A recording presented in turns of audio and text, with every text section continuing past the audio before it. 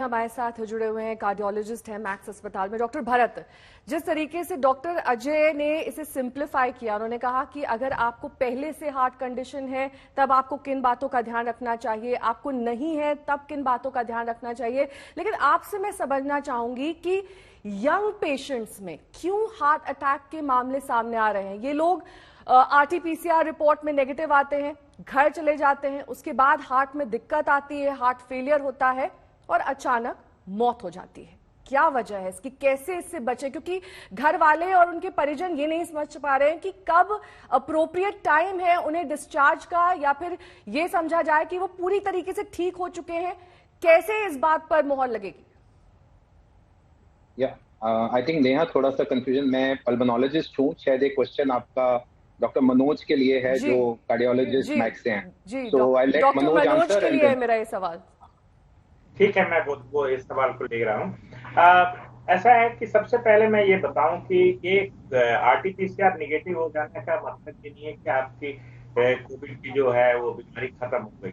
ये आपकी इन्फेक्टिविटी को केवल शो करता है। दूसरी, आपको हार्ट कैसे इन्वॉल्व होता है, इसमें 4 चीजें मैं आपको गिन के बता देता हूँ कि जैसे इसका जो बाइंडिंग रिसेप्टर्स है ACE2 रिसेप्टर्स जो है वो हार्ट में भी होता है। तो एक तो साइटोकाइन स्टॉर्म, जैसा डॉक्टर कॉल भी बता रहे थे, उसके वजह से मायोकार्डाइटिस होता है। दूसरी चीज है कि जैसे जो हृदय की धमनियां होती है जिनको हम लोग कॉरोनरी आर्टरीज बोलते हैं, उसकी लाइनिंग भी जो होती है वो भी ACE2 रिसेप्टर्स होती है। तो वहां पे ये काम करके इस लाइनिंग को ब्रेक कर देता है और ये इंडोथेलियल लाइनिंग बोलते हैं इसको। ये बहुत इंपॉर्टेंट है कि आपके नसों में खून का थक्का न जमे। तो इस इरोजन की वजह से आपके नसों में थक्का बनता है, तो इससे हार्ट अटैक की संभावना बढ़ जाती है, हार्ट अटैक या एक्यूट कॉर्नरी सिंड्रोम। तीसरी चीज है जानलेवा, जो हार्ट की जो रिदम है वो खराब हो जाती है, जानलेवा रिदम डेवलप होती है जिसको मैलिग्नेंट एरिथमिया कहते हैं, ये बहुत कॉमन है। चौथी चीज जो इम्पोर्टेंट है कि हार्ट फेलियर, क्योंकि ओवरऑल हार्ट का फंक्शन जो है वो कम हो जाता है। तो इस तरह की 4 चीजें हमें कोविड-19 में देखने को मिल रही है। खास करके इस नए स्ट्रेन में देखा जा रहा है कि ये कोगुलेबिलिटी जो है, जो थक्के बनने की प्रक्रिया है वो बहुत ज्यादा हो रही है, चाहे हार्ट में हो चाहे लंग्स में हो। तो जब ये कॉर्नरी आर्टरीज में होता है तो हार्ट अटैक होता है। ऐसे में मैं कहूंगा कि बहुत बार ऐसा होता है कि लोग एंटीकोगुलेंट पे नहीं होते हैं या सिम्टम्स इग्नोर कर दिए जाते हैं। जैसे चेस्ट डिस्कम्फर्ट अगर आपको कोविड के दौरान होता है, वो 5वां दिन हो 7वां दिन हो, तो ये क्योंकि आप देखिएगा अगर इसमें है कि 65% पेशेंट जो क्रिटिकली होते हैं, मायोकार्डियल जो कार्डियक मार्कर्स होता है जिसको हम लोग मेडिकल में ट्रोपोनिन आई बोलते हैं, वो बढ़ा मिलता है।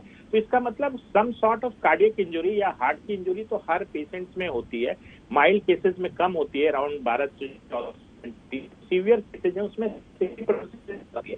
तो अब ऐसा है कि अगर आपको चेस्ट में रेट्रोस्टर्नल कोई भी पेन जो जॉ में, तो इसको इग्नोर नहीं करना है, क्योंकि इस बार हम देख रहे हैं पिछले 3 दिनों में मैंने 4 हार्ट अटैक की, इसमें से 3 कोविड पॉजिटिव को कोई कोविड के लक्षण कवर कर चुके थे महीने से। इसका मतलब ये जो कोगुलेबिलिटी है, हाइपर कोगुलेबिलिटी, और ये जो इंजुरी जो डेवलप होती है ब्लड वेसल्स के लाइनिंग में, ये बहुत दिन तक परसिस्ट करती है। तो एंटीकोगुलेंट्स का कोर्स थोड़ा लंबा रखना पड़ता है। दूसरी चीज है कि अर्ली इसमें इंटरवेंशन की जरूरत है। किसी को छाती में दर्द हो रहा है तो उसको ऐसे मत समझिए कि दवा खाने की वजह से, क्योंकि बहुत सारी चीजें हैं जो दवाइयों की वजह से भी, जैसे स्टेरॉइड्स वगैरह देते हैं, उसके वजह से रिफ्लक्स एसोफेजाइटिस हो जाती है या गैस्ट्राइटिस हो जाता है, स्टोमक में छीलन होती है, उससे भी नॉन स्पेसिफिक चेस्ट पेन होते हैं। बट मुझे लगता है कि हर पेशेंट जिसको रेट्रोस्टर्नल छाती के बीचों बीच चेस्ट पेन हो रहा है, दोनों आर्म्स में जा रहा है, उनको अपना ECG कराना चाहिए। और ECG के तुरंत उपरांत अगर शंका लगती है, क्योंकि बहुत बार ऐसा होता है कि फर्स्ट फ्यू आवर्स में ECG नॉर्मल भी आती है, तो उनका इकोकार्डियोग्राफी करके देखना चाहिए। क्योंकि एक और चीज है जिसको स्ट्रेस कार्डियोमायोपैथी बोलते हैं, जिसमें कि नसें ब्लॉक नहीं होती है बट हार्ट का फंक्शन, ग्लोबल फंक्शन, जो हार्ट की पंपिंग कैपेसिटी होती है वो कम हो जाती है, जिसको स्ट्रेस कार्डियोमायोपैथी या टाकासुबो कार्डियोमायोपैथी। ठीक है, लौटूंगी मैं आपके पास। डॉक्टर भरत का भी रुख कर लेते हैं। डॉक्टर भरत, आपसे समझना चाहेंगे ऑक्सीजन कॉन्सेंट्रेटर जिसकी इस वक्त भारी डिमांड है, और हमने देखा है कि कैसे लोग इस वक्त जूझ रहे हैं एक ऑक्सीजन कॉन्सेंट्रेटर के लिए, किन लोगों के लिए आप रेकमेंड करेंगे पोस्ट रिकवरी घर में एज स्टैंड बाय रहे? कौन से वो पेशेंट्स हैं जिन्हें इनकी जरूरत पड़ सकती है? और साथ ही एक और चीज पर मैं आपसे जानकारी लेना चाहूंगी कि अगर चेस्ट डिस्कम्फर्ट है, कैसे डिसाइफर करें आप ये कि ये हार्ट रिलेटेड है या लंग रिलेटेड है? आपने काफी अच्छे सवाल पूछे और ये अलग अलग से इनका धीरे से जवाब देना पड़ेगा। देखिए, हम अब ये पिछले 1-1.5 साल में ये जान गए हैं कि कोविड एक तो सिर्फ लंग्स की बीमारी नहीं है, ये मोर और लेस पूरे बॉडी को इन्वॉल्व करती है। जैसे हमारे सहयोगियों ने बताया हार्ट को, और हार्ट ही नहीं, पूरे ये शरीर की ही बीमारी है। Lot of neurological problems are also occurring and there is something called as long covid, यानी कि कुछ कोविड के पेशेंट्स रिकवरी के दौरान 2 महीने 3 महीने तक भी कुछ ना कुछ सिम्टम्स के साथ वापस आते रहते हैं, कुछ ना कुछ कॉम्प्लिकेशंस के साथ वापस आते रहते हैं। यही नहीं, ये एक इम्पॉर्टेंट चीज ये है कि हमें विजिलेंट रहना है, हमें सोचना है कि बाद में प्रॉब्लम हो सकती है। बहुत बार हमने देखा है जैसे ही 14, 15, 16 दिन होते हैं, पेशेंट्स फॉलोअप बंद कर देते हैं, पेशेंट्स बिल्कुल बेफिक्र हो जाते हैं कि हमारा कोविड खत्म हो गया। तो ऐसा नहीं है, जैसे डॉक्टर मनोज बता रहे, डॉक्टर कौल बता रहे, बहुत बार रिकवरी पीरियड में भी क्योंकि ये क्लॉट बनने की जो टेंडेंसी है वो आगे भी रह सकती है, तो हाई रिस्क इंडिविजुअल्स अलग अलग प्रॉब्लम से आ सकते हैं। जैसे आपने चेस्ट डिस्कम्फर्ट बोला, ये हार्ट अटैक ही नहीं, कभी कभी लंग्स का जो अटैक जिसको हम पल्मोनरी एम्बोलिज्म कहता है, उसके साथ भी पेशेंट वापस आता है चेस्ट पेन के साथ। तो ये हमें उनको बताना पड़ेगा कि अगर आपको चेस्ट पेन हो रहा है तो आपको अपने डॉक्टर से सलाह लेनी है और अप्रोप्रिएट टेस्टिंग करानी है, उसको नजरअंदाज नहीं करना।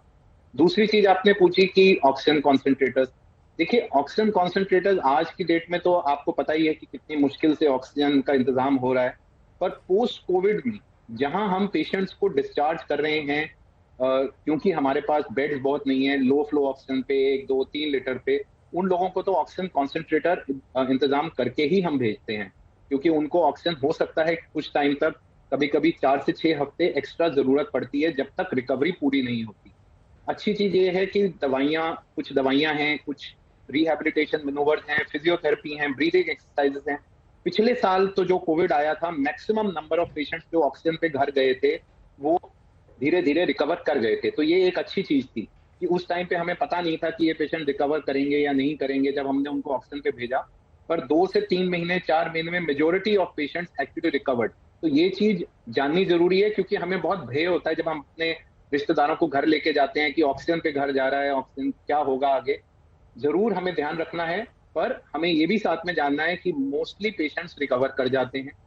फिजियोथेरेपी, अच्छी डाइट, ब्रीदिंग एक्सरसाइजेस और धीरे धीरे अपने डॉक्टर की सलाह लेके ऑक्सीजन को कम करना, आई थिंक ये सारी चीजें अगर हम फॉलो करेंगे, फॉलो अप करना बेहद जरूरी है। सिर्फ आरटीपीसीआर रिपोर्ट नेगेटिव आना ही काफी नहीं है, उसके बाद भी अपना ध्यान रखना है।